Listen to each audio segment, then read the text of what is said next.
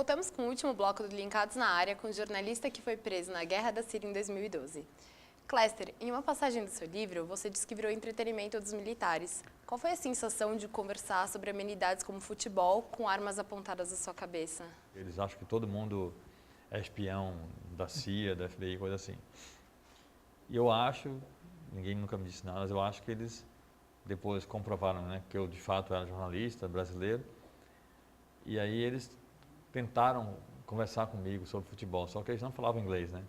Então eles só davam, diziam alguns nomes, né? Então um cara falou para mim assim, futebol. Aí eu falei, gosto de futebol. Aí eles riram, né? Aí o outro falou assim, Real Madrid ou Barcelona? Aí eu falei, Barcelona. Aí eles riam e assim foi a conversa. Mas era só assim, né? E mesmo assim a gente falando sobre futebol e os caras apontando armas para mim, né? E naquela situação eu, assim, achava que não tinha muito o que fazer, né? E ter essa conversa, essa tentativa de conversa, né? Mais descontraída, eu achava que podia ser também uma coisa boa para ver se eles baixavam um pouco, né? Aquele clima de violência em relação a mim, né? Alguns atores que praticam jornalismo investigativo preferem não relatar os nomes verídicos dos personagens ou das pessoas em suas matérias. Porém, você costuma dizer que fazer isso não é um jornalismo investigativo. Mas retomando a última pergunta do último bloco, como que você lidar com a questão das ameaças, por exemplo? Eu digo que jornalismo é algo que tem de ser comprovado, né?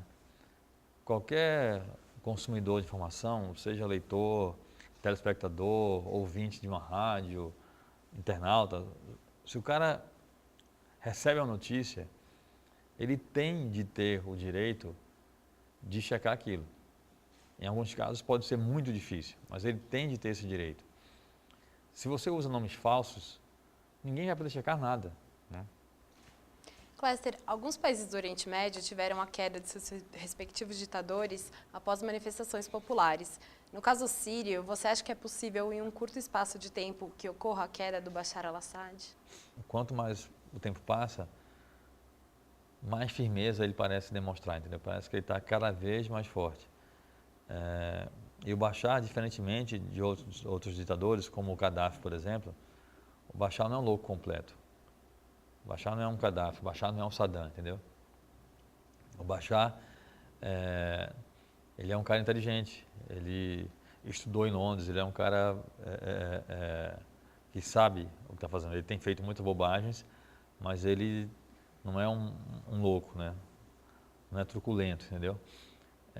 Ele tem uma postura política muito clara assim, eu não tenho nenhum pingo de simpatia por ele, eu fui preso pelo governo dele, mas ele é um cara muito inteligente. Ele não vai ceder às pressões, ele diz que está defendendo o país de terroristas, né? Ele sempre fala dos rebeldes da oposição como terroristas. E tem muita gente ainda do lado dele, né? Então, assim, eu não consigo ver num futuro próximo isso mudar, não. Cléster, sabemos que existem planos para você voltar à Síria para relatar a convivência com os opositores do governo. Você pode nos dar alguns detalhes?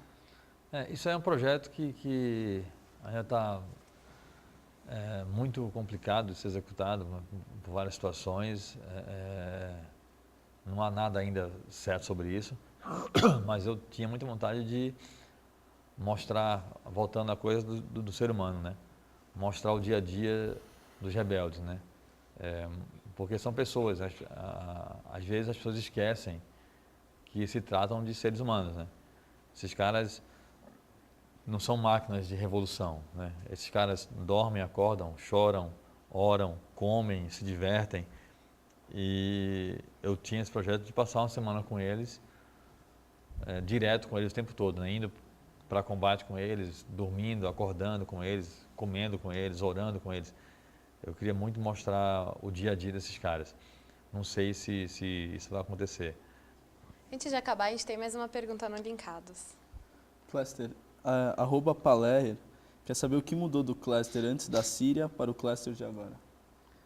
Não mudou muita coisa, não.